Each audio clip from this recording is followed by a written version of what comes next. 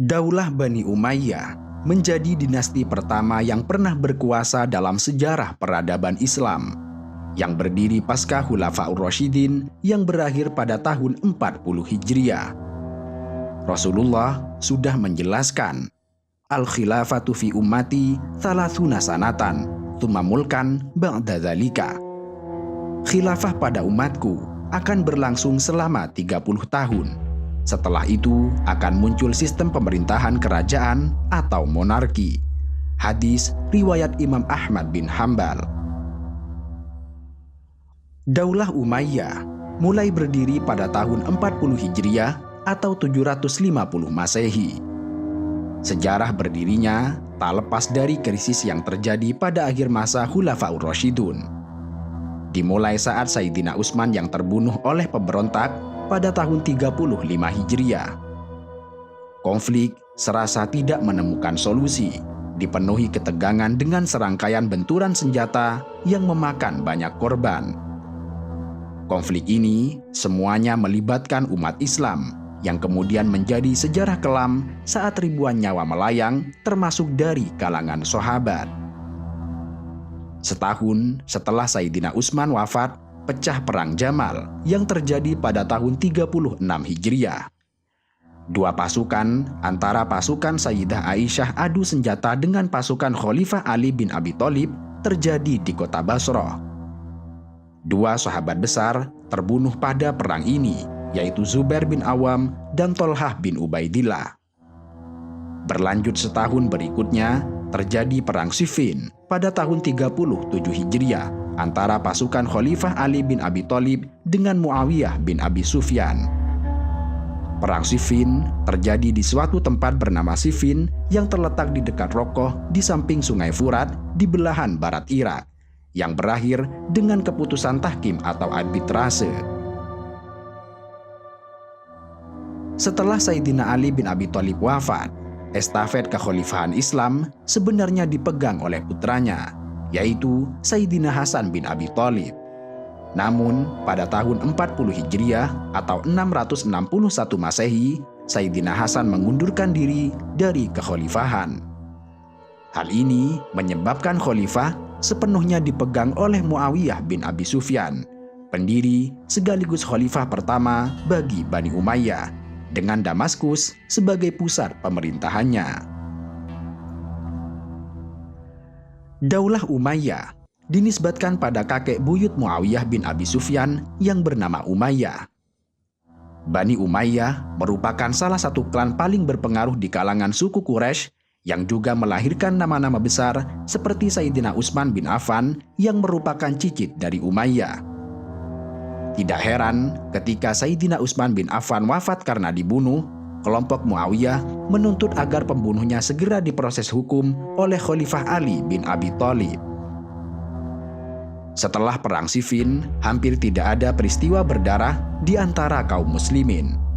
Perang justru terjadi dengan pihak luar, dalam rangka futuhat ke daerah kekuasaan Romawi Timur atau Bizantium. Beberapa daerah wilayah Romawi sudah bisa ditaklukkan. Sejak era itu, umat Islam juga mulai membangun kekuatan maritim untuk menaklukkan wilayah Romawi. Meski terbilang baru, armada laut dengan kekuatan 200 kapal kecil, kaum muslimin mampu menghadapi 1000 kapal perang dari pasukan Romawi. Pada tahun 49 hingga 50 Hijriah, Khalifah Muawiyah bin Abi Sufyan juga mengirimkan pasukannya untuk menaklukkan Konstantinopel, yang dipimpin oleh Fadhalah bin Ubaid al-Laythi dan Sufyan bin Auf al-Amiri. Pasukan laut Islam melangkah menuju Khalqidunia, salah satu pesisir Konstantinopel melalui daratan Asia, dan mengepungnya sebagai langkah pertama untuk menaklukkannya dalam upaya menembus pertahanan kota dari arah tersebut. Akan tetapi, wabah penyakit cacar yang menyerang banyak prajurit, ditambah dengan tibanya musim dingin yang sangat menggigit, membuat keadaan pasukan kaum muslimin yang mengepung dalam kesulitan besar. Fadhalah bin Ubaid al-Laythi, panglima pasukan darat, meminta bantuan tambahan pasukan kepada Muawiyah. Pada pasukan tambahan inilah terdapat beberapa sahabat Rasulullah, seperti Ibnu Umar, Ibnu Zubair, Ibnu Amr bin Al-As, Abu Ayyub Khalid bin Yazid Al-Ansori yang sudah berusia 80 tahun. Padahal Abu Ayyub Al-Ansori yang rumahnya ditempati Rasulullah setiba di Madinah dalam hijrah pada perang Jamal dan Siffin berada di pihak Sayyidina Ali. Keikutsertaan para sahabat ini demi menjemput sabda Rasulullah.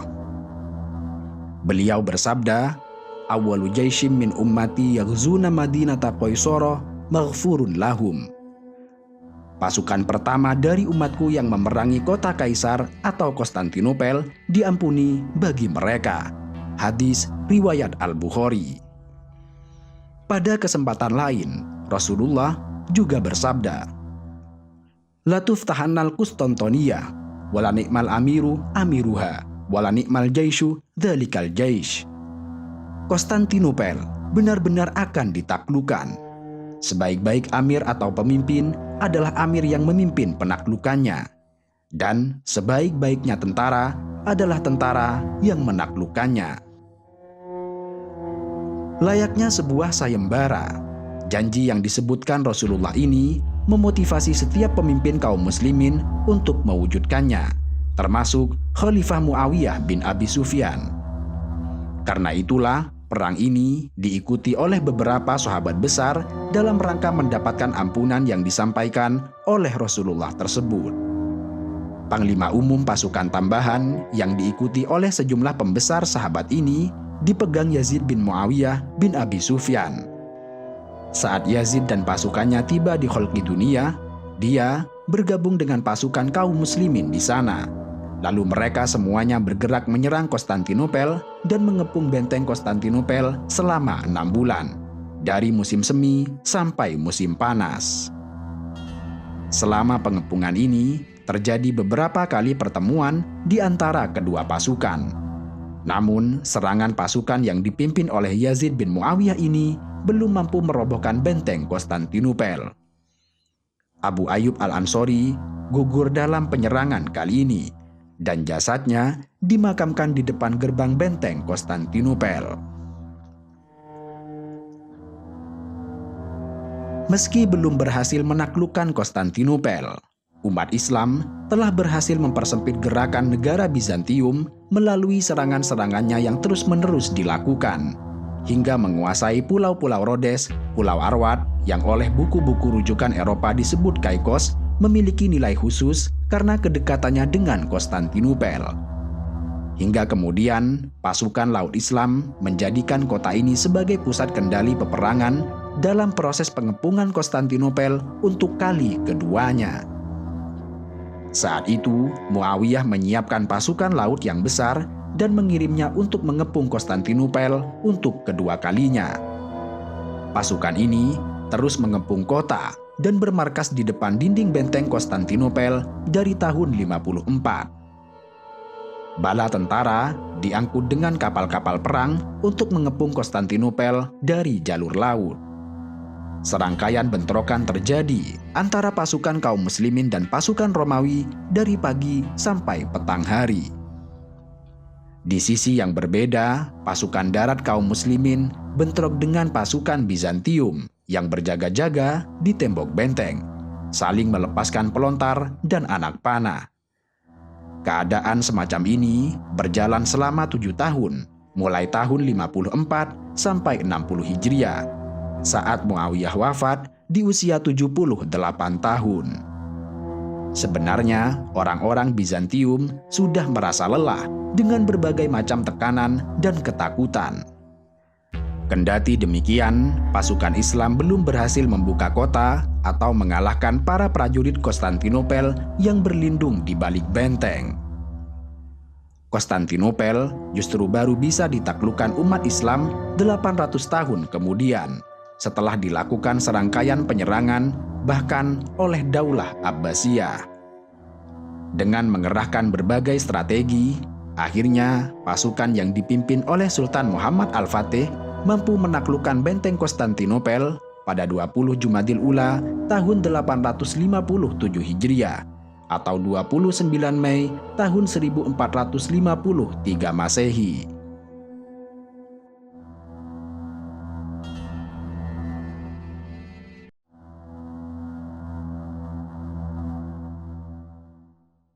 Waqatul Harra merupakan salah satu peperangan yang tercatat dalam sejarah kelam dan mengakibatkan sejumlah para sahabat gugur di Madinah, sebuah kota yang menjadi tempat hijrah Rasulullah. Perang yang terjadi 2 tahun setelah tragedi Karbala ini menyebabkan tragedi pembantaian massal pertama di Madinah. Mirisnya, hal tersebut dilakukan oleh sesama umat Islam. Bahkan peristiwa tragis ini berlanjut ketika Ka'bah menjadi hancur karena diterjang oleh batu yang dilontarkan dengan manjanik dari Jabal Abi Qubais. Tahun 60 Hijriah atau 672 Masehi, Muawiyah bin Abi Sufyan meninggal dunia, yang kemudian digantikan oleh anaknya Yazid bin Muawiyah.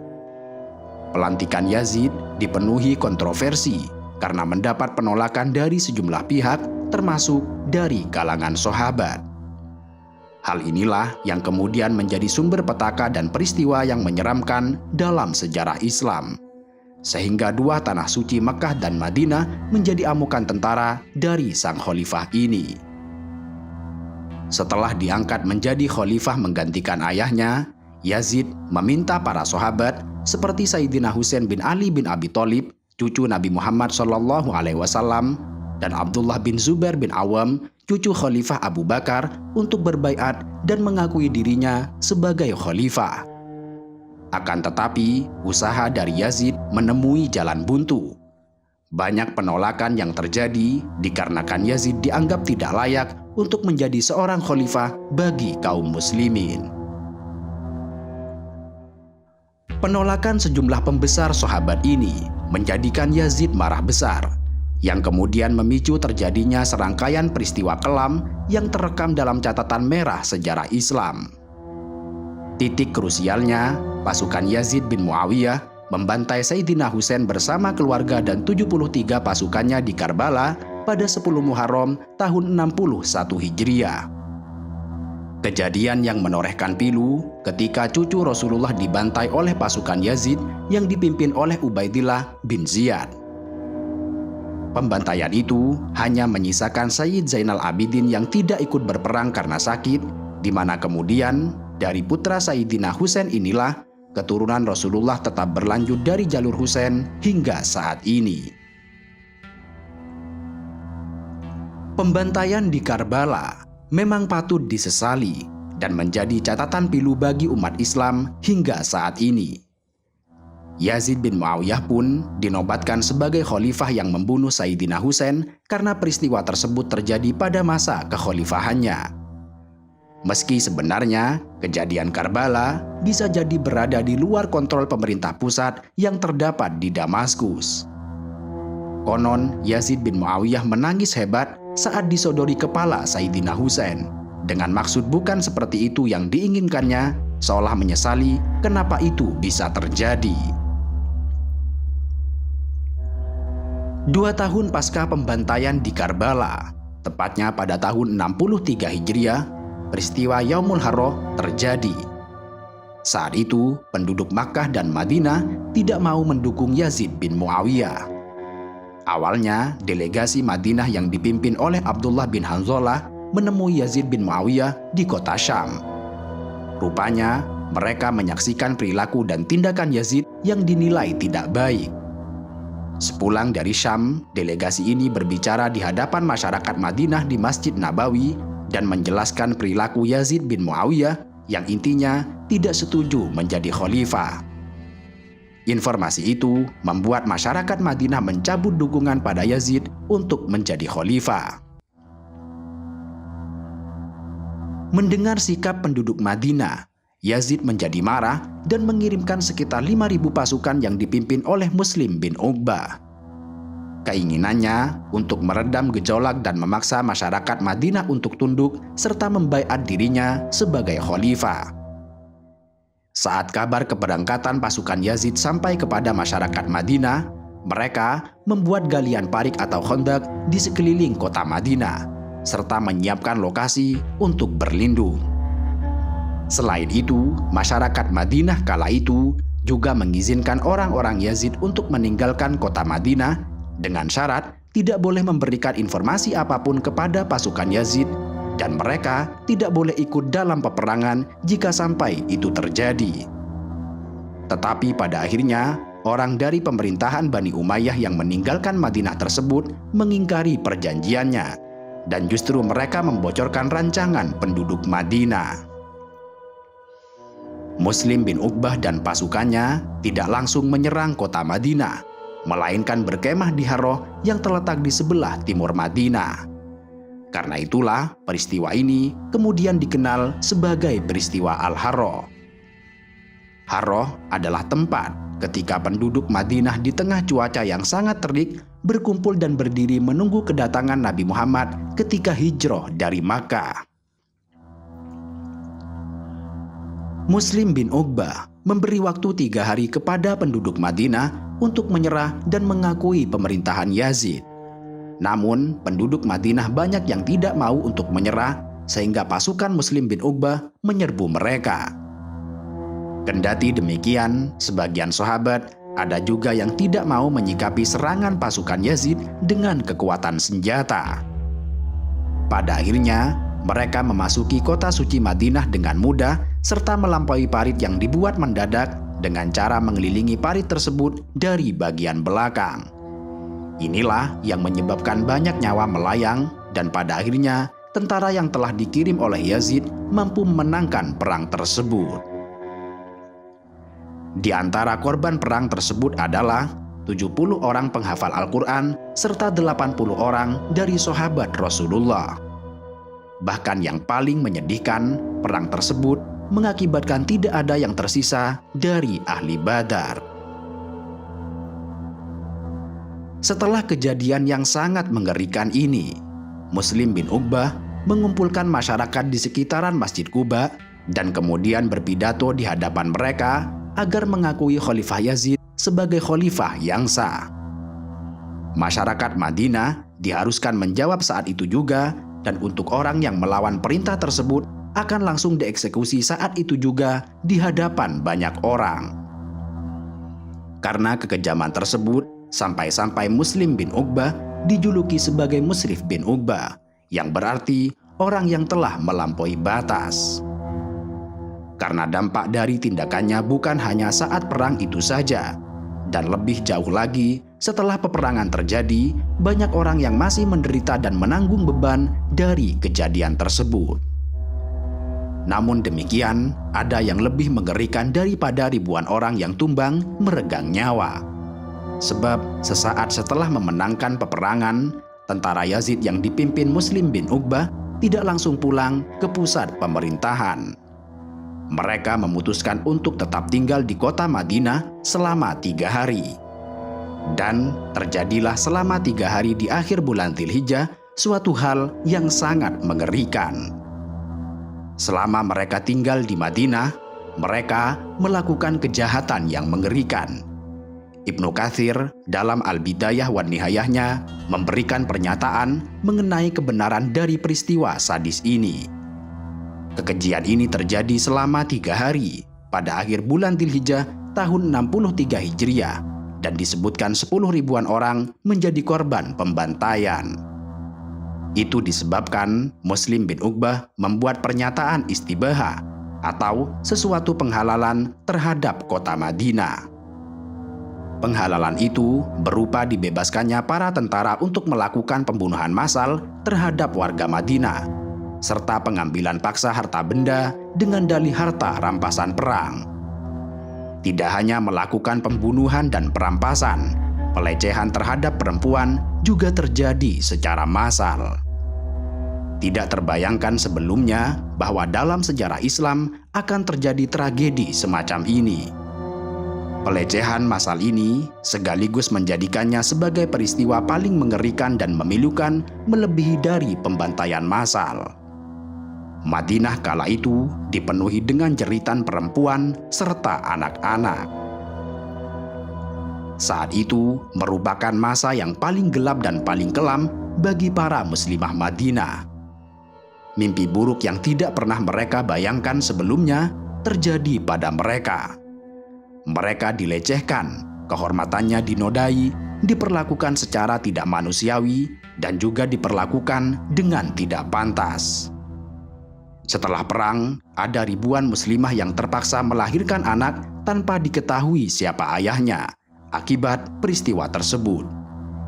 Ibnu Katsir mengutip dari Hisham bin Hisan yang mengatakan, "Waladat alfu mra'atin min ahlil Madinati ba'da waqatil harrati min ghairi zaujin," yang berarti 1000 perempuan dari penduduk Madinah setelah kejadian Harroh melahirkan tanpa suami. Muslim bin Uqbah akhirnya tidak berusia lama karena saat penyerangan Madinah ia sudah sakit. Ia meninggal dalam perjalanan untuk menyerang Mekah untuk Abdullah bin Zubair dan pengikutnya yang tengah menjalankan ibadah haji. Saat mendengar kejadian Al-Harroh, penduduk Madinah merasa pilu sekaligus bersiap-siap untuk berperang dengan pasukan Syam. Meski Muslim bin Uqbah telah meninggal, misi penyerangan kota Mekah terus berlanjut. Muslim digantikan oleh Al-Husain bin An-Numair. Di Makkah, mereka mendapatkan perlawanan dari Abdullah bin Az-Zubair serta pengikutnya.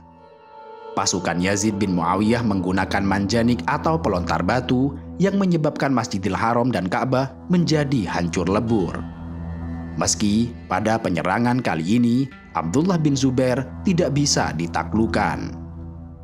Saat pengepungan Makkah, terdapat kabar bahwa Yazid bin Muawiyah jatuh sakit yang kemudian meninggal dunia pada tahun 64 Hijriah.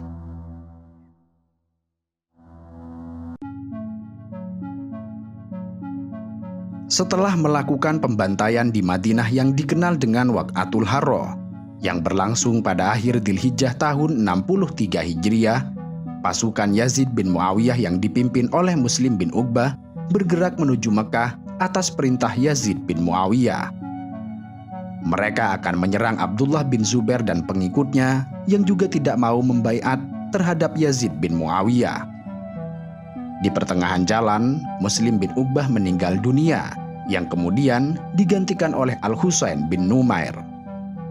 Sebenarnya, Yazid memerintahkan Ubaidillah bin Ziyad, pemimpin pasukan di Karbala, untuk berangkat memerangi Abdullah bin Zubair dan mengepung Mekah.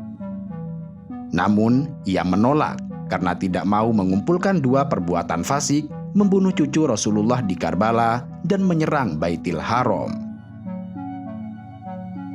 Kedatangan pasukan Al-Husain mendapat perlawanan sengit dari penduduk Makkah yang dipimpin oleh Abdullah bin Zubair.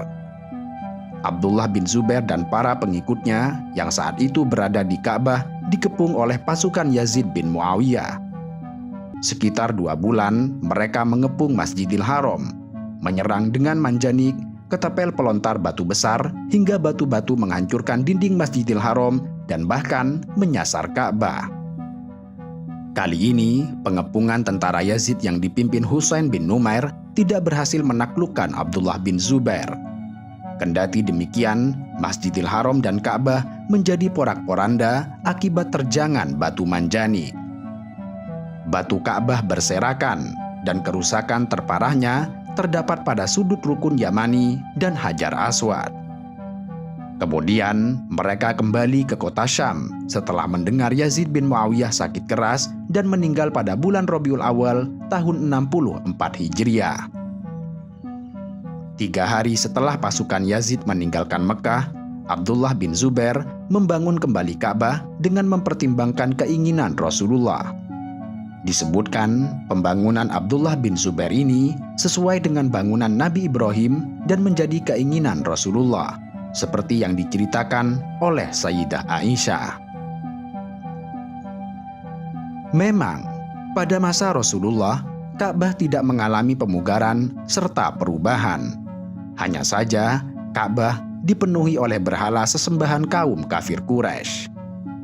Pada penaklukan Mekah oleh Rasulullah pada tanggal 20 Ramadan tahun 8 Hijriah atau tahun 630 Masehi, Ka'bah pun dibersihkan dari semua berhala. Meski tidak ada pemugaran dan perubahan, sebenarnya ada keinginan dari Rasulullah untuk mengubah bentuk bangunan Ka'bah, sebagaimana yang diriwayatkan dari Sayyidah Aisyah.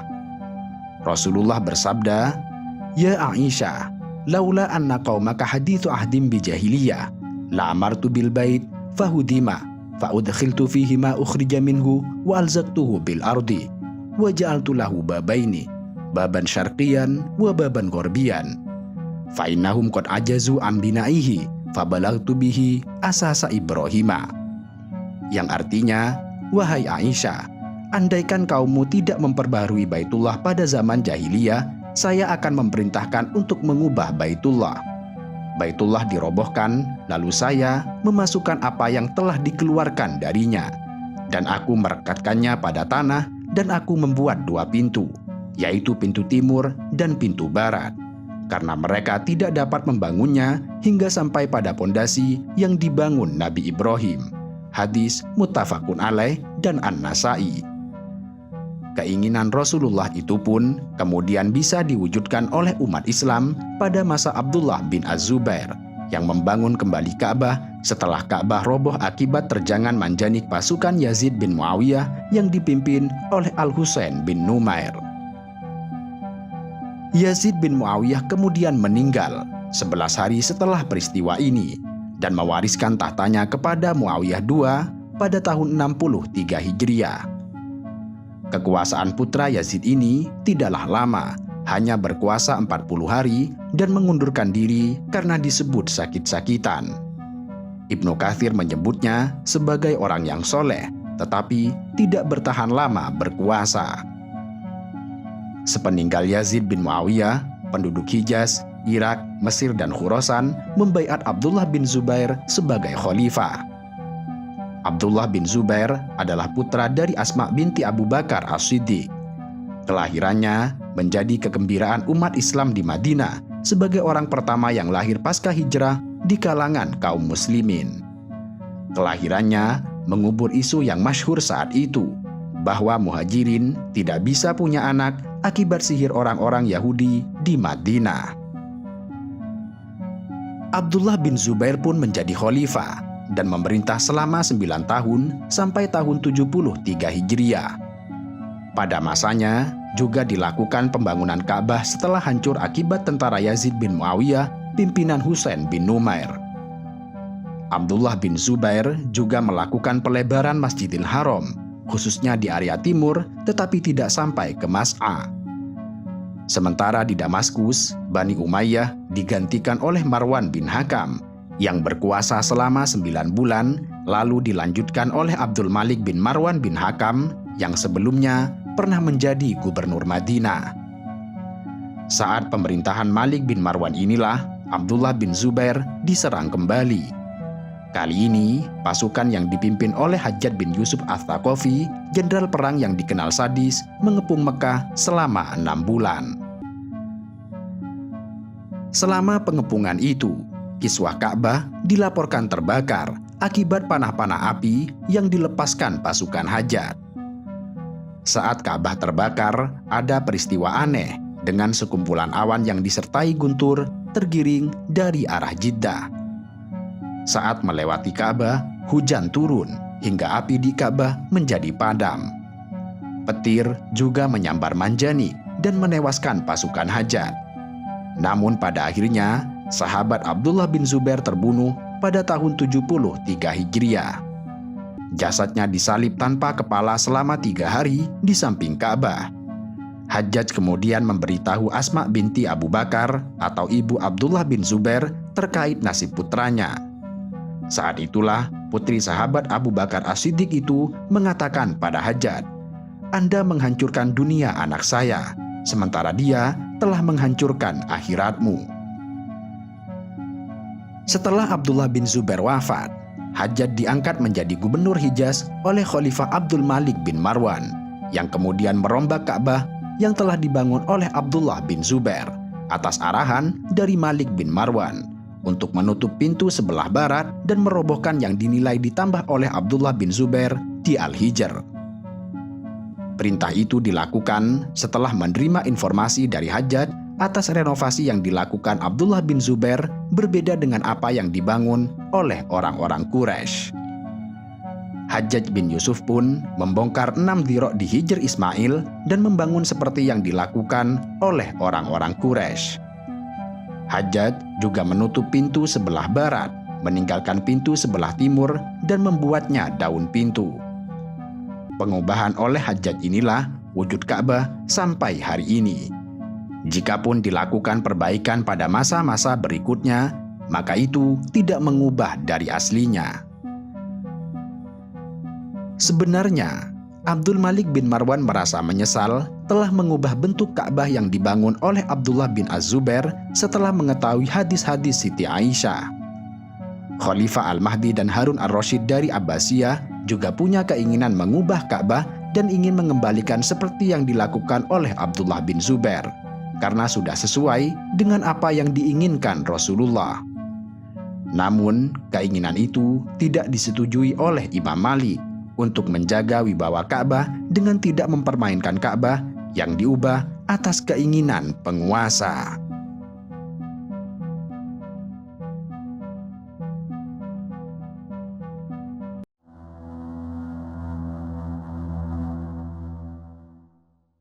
Penduduk negeri Irak dikenal dengan karakter yang tidak mudah untuk dipimpin, berwatak keras, serta tidak mudah untuk tunduk.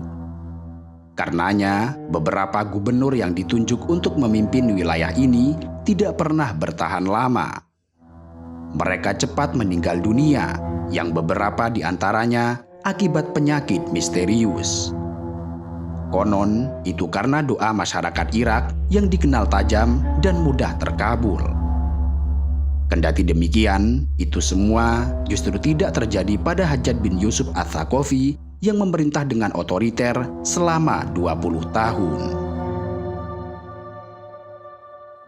Hajjaj bin Yusuf Ats-Tsaqafi, atau juga dikenal dengan julukan As-Saffah, adalah seorang gubernur serta jenderal perang yang dikenal sangat kejam. Hisham bin Hisan mengatakan bahwa korban Hajjaj mencapai 120.000 jiwa. Sampai-sampai ketika ada dua orang bertemu di masa Hajjaj, keduanya saling bertanya, siapa yang mereka bunuh hari ini dan siapa yang mereka gantung hari ini. Di tangan Hajjaj bin Yusuf, Abdullah bin Az-Zubair wafat dengan sangat tragis, di mana jasadnya disalib tanpa kepala di samping Ka'bah. Selama 3 hari, jasad Abdullah bin Zubair berada di tiang salib, yang kemudian diturunkan atas permintaan Asma binti Abi Bakar, ibu dari Abdullah bin Zubair. Tidak hanya itu, Ka'bah juga mengalami kerusakan yang tidak selang beberapa lama dibangun oleh Abdullah bin Zubair yang juga rusak akibat serangan Al-Husain bin Numair pada tahun 63 Hijriah. Yang tidak selang beberapa lama dibangun oleh Abdullah bin Zubair yang juga rusak akibat serangan Al-Husain bin Numair pada tahun 63 Hijriah. Meski Abdullah bin Zubair tidak bisa ditaklukkan, tetapi Ka'bah hancur akibat lemparan batu manjani. Dan setelah 3 hari kejadian, Abdullah bin Zubair membangun kembali Ka'bah dengan mempertimbangkan keinginan Rasulullah.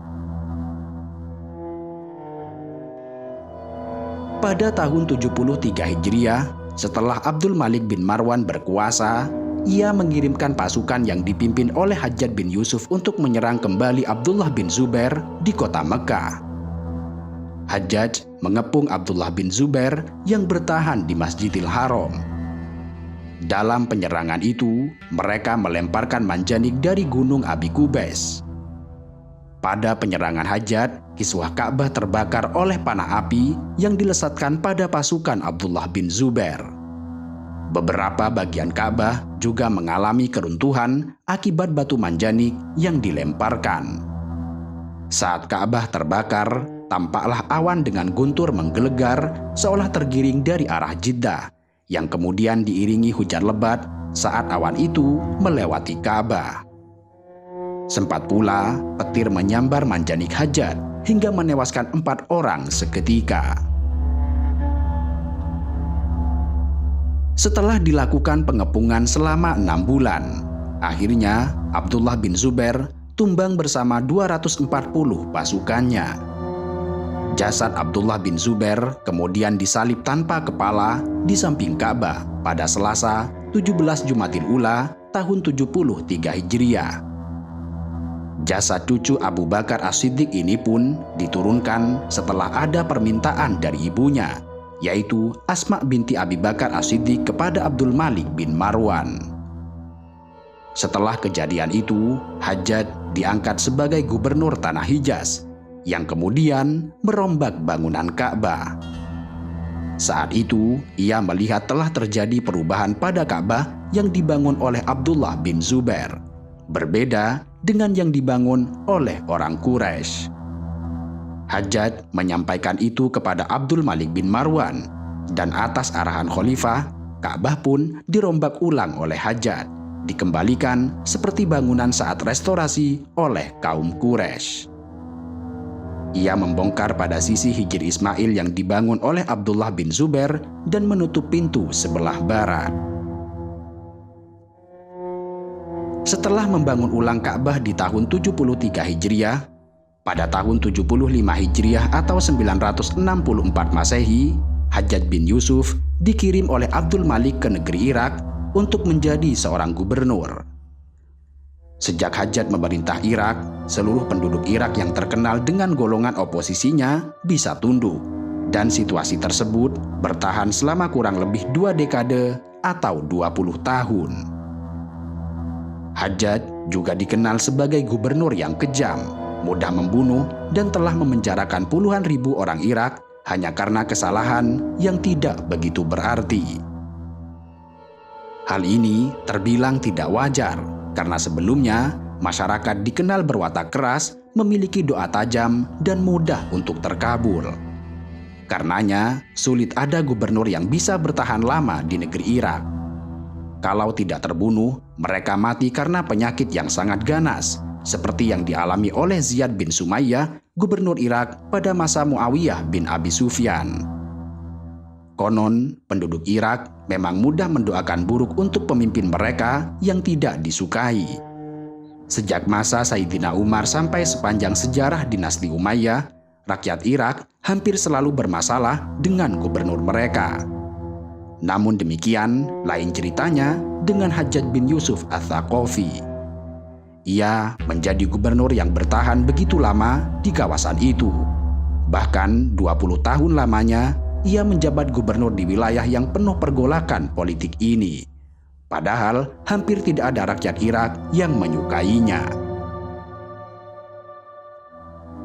Selain menerapkan jurus politik yang keras dan penuh siaga, ternyata Hajjaj juga menerapkan jurus aneh yang tidak masuk akal jika dilihat dari sisi kalkulasi politik. Untuk membendung kerasnya tipikal rakyat Irak, Hajjaj menerapkan penjagaan, pengawalan dan hukuman begitu ketat serta keras. Ini merupakan langkah yang lazim, lumrah dan mujarab. Namun, ada satu langkah lagi yang tidak lazim tetapi mujarab yang digunakan oleh Hajjaj untuk membendung ketajaman doa dari orang-orang Irak. Setelah Hajjaj bin Yusuf datang ke negeri Irak, penduduk Irak dihinggapi rasa cemas serta takut. Mengingat Hajjaj memiliki latar belakang sebagai pemimpin yang keras dan zalim kepada rakyatnya. Korban keganasannya adalah sahabat Abdullah bin Zubair yang tidak hanya dibunuh, tetapi tubuhnya juga disalib tanpa kepala selama 3 hari. Konon, pada awal berkuasa di tanah Irak, Hajjaj bin Yusuf memerintahkan agar rakyatnya berkumpul di masjid. Hajjaj juga menyuruh masing-masing dari mereka membawa sebutir telur ayam. Perintah ini bagi orang-orang Irak bukanlah masalah prinsip, sehingga mereka memilih untuk mematuhi perintah ini. Kendati demikian, Hajjaj terlihat sangat serius dengan perintah ini dan tampak sangat penting.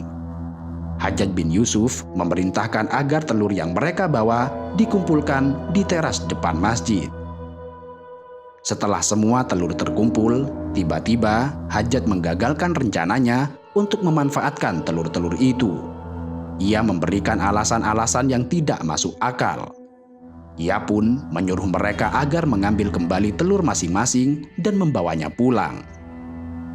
Tentu saja mereka mengambil sembarangan, bukan telur yang mereka bawa, yang dengan demikian telur itu telah saling tertukar dengan telur milik orang lain. Setelah itu, barulah Hajjaj dengan tanpa ragu memimpin rakyat Irak dengan perlakuan yang sangat keras. Karena Hajjaj tahu bahwa ketika masyarakat Irak mendoakan buruk terhadap dirinya, doa mereka sudah tumpul. Hajjaj tetap sehat dan bertahan dalam waktu yang lama, sampai 2 periode Khalifah Abdul Malik bin Marwan dan putranya Al-Walid bin Abdul Malik. Pada masa Hajjaj di Irak, sangat banyak kezaliman yang dilakukan, dan sangat banyak pula doa dipanjatkan rakyat Irak agar Allah membinasakan penguasa zalim ini. Namun demikian, doa mereka nyaris tidak pernah terkabulkan. Konon, tumpulnya doa mereka itu karena hampir seluruh rakyat Irak telah memakan telur ayam yang bukan miliknya. Sebuah strategi jitu dalam membungkam oposisi dengan menumpulkan ketajaman doa mereka. Doa seseorang memang menjadi tumpul oleh makanan haram. Sebagaimana riwayat dari Abu Hurairah, Rasulullah bercerita mengenai seseorang yang menempuh perjalanan jauh, yang rambutnya tidak rapi dan tubuhnya penuh debu.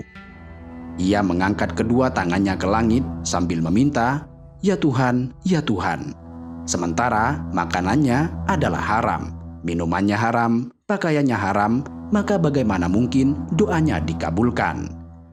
Demikianlah sabda Rasulullah sebagaimana yang dituturkan oleh Imam Muslim. Hajjaj bin Yusuf memimpin negeri Irak selama 20 tahun, sejak tahun 75 Hijriah di era Abdul Malik bin Marwan hingga meninggal pada tahun 95 Hijriah di era Khalifah Al-Walid bin Abdul Malik. Hajjaj meninggal setelah terserang penyakit aneh. Perutnya dipenuhi dengan cacing yang menggerogoti isi perutnya. Seorang tabib memeriksanya dengan memasukkan sepotong daging yang diikat ke dalam perutnya. Setelah 1 jam, daging itu pun dikeluarkan dan ternyata penuh dengan cacing. Akibat sakitnya, Hajjaj terus merasa kedinginan hingga orang-orang sekitarnya menyalakan api di sisinya. Kondisi itu berlangsung sampai 15 hari sebelum ia meninggal dunia pada usia 55 tahun. Ia dimakamkan di kota yang ia dirikan bernama Al-Wasid, yang terletak di tengah-tengah antara kota Kufah dan kota Basra. Kematian Hajjaj disambut gembira banyak orang. Konon, Hasan al-Basri dan Umar bin Abdul Aziz melakukan sujud syukur atas kematian Hajjaj ini. Dikisahkan, seorang pria mendatangi istana Hajjaj dan meminta bertemu dengan Hajjaj. Penjaga di gerbang pintu Hajjaj menjelaskan bahwa Hajjaj telah meninggal. Beberapa saat, pria itu kembali lagi dan mengulangi permintaannya. Penjaga tetap menjawab bahwa Hajjaj telah meninggal. Pada hari berikutnya, ia datang lagi dan meminta bertemu dengan Hajjaj. Penjaga itu pun menghardiknya, "Apakah kamu tidak mengerti juga bahwa Hajjaj telah meninggal?" Pria itu pun berkata, "Saya sudah mengerti, tapi saya sangat senang mendengar beritanya."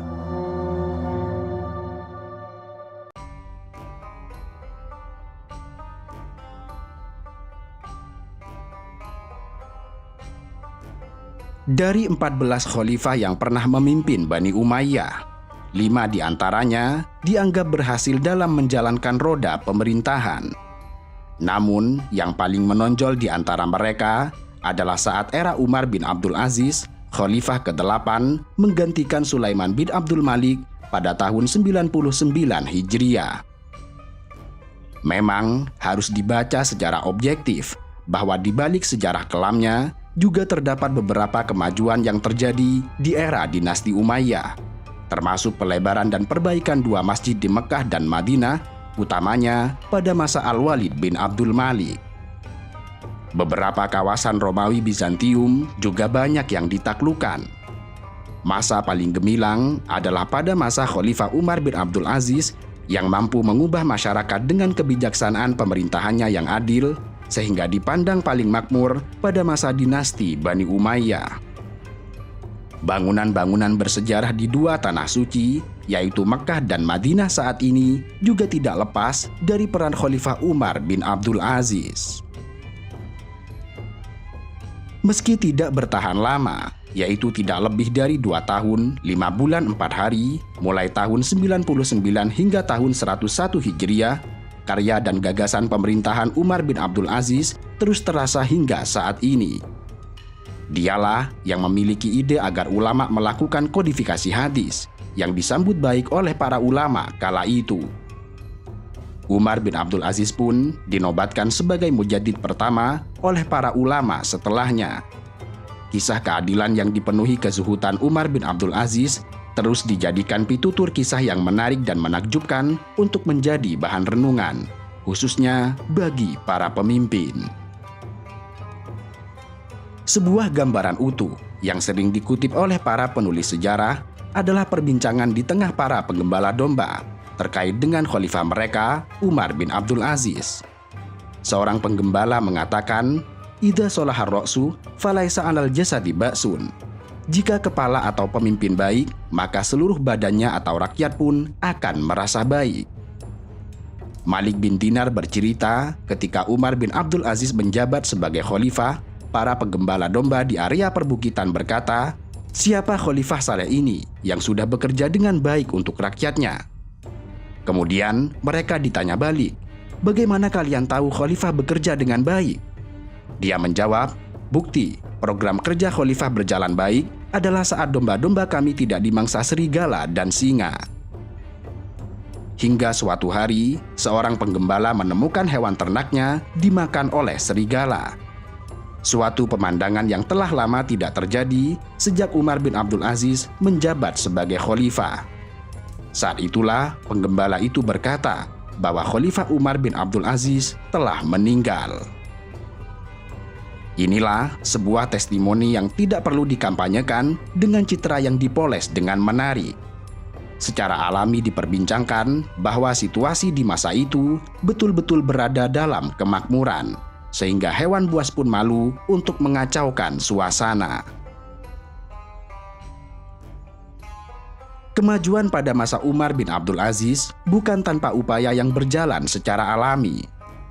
Sosok Umar bin Abdul Aziz membuktikan seperti apa seharusnya menjadi pemimpin yang bertanggung jawab pada kebutuhan rakyatnya.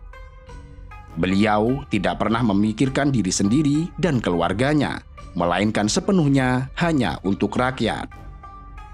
Mengelola zakat dan baitul mal dengan penuh amanah dan tidak mementingkan diri, keluarga, serta kelompoknya.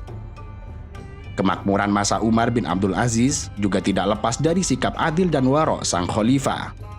Bisa saja dengan kekuasaannya, ia memperkaya diri, memanfaatkan kondisi aji mumpung dengan harta zakat yang melimpah saat itu. Namun, sosok Umar bin Abdul Aziz betul-betul membuktikan bahwa zakat memberikan kontribusi yang besar dalam memenuhi anggaran negara dan sepenuhnya untuk kepentingan rakyat. Fatimah, istri Umar bercerita, sejak suaminya memegang jabatan sebagai khalifah, tidak pernah menjadi janabah dan mimpi basah. Suatu ketika, Umar bin Abdul Aziz menemui istrinya, bertanya apakah ada uang untuk membeli buah anggur. Sang istri menjawab tidak punya, dan balik bertanya, "Engkau adalah Amiril Mukminin, tetapi kamu tidak punya dirham dan tidak mampu untuk sekedar membeli buah anggur." Umar bin Abdul Aziz pun menjawab, "Tidak punya dirham lebih ringan bagi kita daripada belenggu esok hari 1 dirham jahanam." Seseorang pernah memberanikan diri bertanya kepada sang khalifah ketika beliau sedang sakit menjelang wafatnya, "Apa yang engkau tinggalkan untuk anak-anakmu, wahai Umar?" Umar bin Abdul Aziz menjawab, "Aku meninggalkan pada keluargaku ketakwaan kepada Allah. Jika mereka orang-orang soleh, maka Allah pasti akan menjamin mereka. Namun, jika mereka tidak melakukannya, maka aku pun tidak meninggalkan harta yang akan mereka gunakan untuk bermaksiat kepada Allah." Maslamah bin Abdul Malik suatu ketika menjenguk sang khalifah yang sedang sakit. Saat itu, terlihatlah gamis yang dipakai oleh sang raja lusuh dan kotor. Ia pun bertanya pada istri Umar bin Abdul Aziz yang bernama Fatimah, apakah ia tidak punya gamis lain? Fatimah menjawab, "Demi Allah, ia tidak punya gamis lain selain itu." Dikisahkan pula bahwa Umar bin Abdul Aziz pernah mengutus seorang petugas pengumpul zakat bernama Yahya bin Sa'id untuk memungut zakat ke Afrika. Namun, ia tidak menemukan orang miskin penerima zakat. Setelah memungutnya, saya bermaksud memberikannya kepada orang-orang miskin. Namun, saya tidak menjumpai seorang pun. Akhirnya, saya memutuskan untuk membeli budak lalu memerdekakannya. Kisah Yahya bin Sa'id. Kemakmuran umat ketika itu tidak hanya terjadi di Afrika, tetapi juga merata di seluruh penjuru wilayah kekuasaan Islam, seperti Irak dan juga Basrah. Dari Madinah sampai Irak, sulit menemukan mustahikus zakat. Para pegawai negara juga merasakan kemakmuran dengan gaji yang cukup. Abu Ubaid mengisahkan bahwa Khalifah Umar bin Abdul Aziz mengirimkan surat kepada Abdul Hamid bin Abdurrahman, gubernur Irak, agar membayar semua gaji dan hak rutin di provinsi itu. Saya sudah membayarkan semua gaji dan hak mereka. Namun, di Baitul Mal masih banyak uang, tutur sang gubernur dalam surat balasannya. Khalifah Umar lalu kembali memerintahkan, carilah orang yang memiliki utang, tetapi tidak boros. Berilah dia uang untuk melunasi hutangnya. Kemudian, Abdul Hamid kembali menyurati Khalifah Umar. Saya sudah membayarkan utang mereka, tetapi di Baitul Mal masih banyak uang.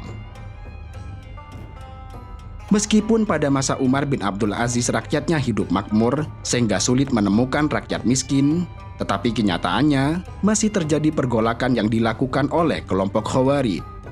Mereka meminta agar Umar bin Abdul Aziz berlaku seperti Khalifah Umar bin Al-Khattab. Tetapi Umar bin Abdul Aziz menjawab, "Semoga Allah membunuh mereka. Saya tidak ingin selain Rasulullah menjadi panutan." Khalifah Umar bin Abdul Aziz wafat pada 6 Februari tahun 720 Masehi atau 24 Rajab tahun 101 Hijriah. Konon, kematiannya akibat diracun setelah memimpin 2 tahun, 5 bulan, dan 4 hari. Meskipun beliau memimpin dalam waktu yang cukup singkat, tetapi beliau benar-benar menjadi inspirasi sejati yang memakmurkan bukan hanya tanah, tetapi juga hati rakyatnya.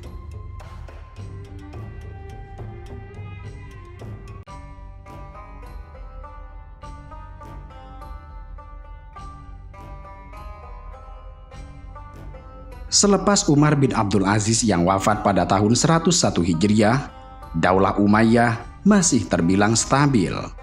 Namun, pada masa Al-Walid bin Yazid yang berkuasa pada tahun 125 hingga 126 Hijriah, Daulah Umayyah benar-benar berada di titik nadir, dan Islam betul-betul dibuat suram.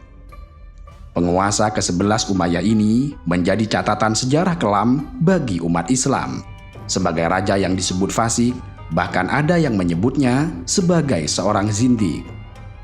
Selain dikenal sebagai pemabuk dan penyuka sesama jenis, ia juga sering mengancam rakyatnya sendiri. Dan tidak hanya menampilkan kefasikannya, Al-Walid bin Yazid bahkan memiliki rencana membuat tempat tongkrongan di atas Ka'bah. Ibnu Katsir dalam Al-Bidayah wan Nihayahnya, juz 13, merekam maksud Al-Walid yang terbilang ekstrim ini dengan mengutip kisah Hisham Al-Kalabi. Tempat tongkrongan Al-Walid rencananya untuk bersantai bersama teman-teman minumnya, yaitu meminum khamr dan bermain musik di atas Ka'bah. Al-Zahabi juga menyinggung kisah rencana Al-Walid dalam Tarikh Al-Islamnya. "Aku ingin minum-minum di atas Ka'bah," kata Al-Walid saat ingin menunaikan ibadah haji.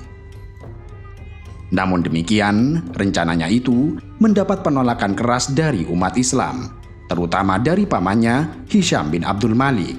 Bahkan pamannya ini mengancam untuk mengkudetanya dari kursi khalifah. Dalam rencana itu, Hisham sempat mendapatkan dukungan dari banyak pihak, terutama pembesar kerajaan, keluarga, serta penduduk Madinah. Namun demikian, upaya penggulingan itu tidak pernah terjadi. Ulama pun mengaitkan keberadaan Al-Walid bin Yazid ini dengan sebuah hadis dari Ummu Salamah.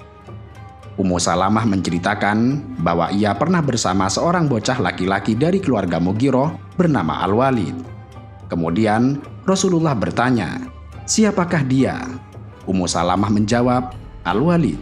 Rasulullah pun memerintahkan untuk mengubah namanya dan bersabda, fa innahu sayakunu fi hadhil ummati fir'aunu yuqalu lahu al-Walid huwa syarrun li ummati min fir'auna liqaumihi.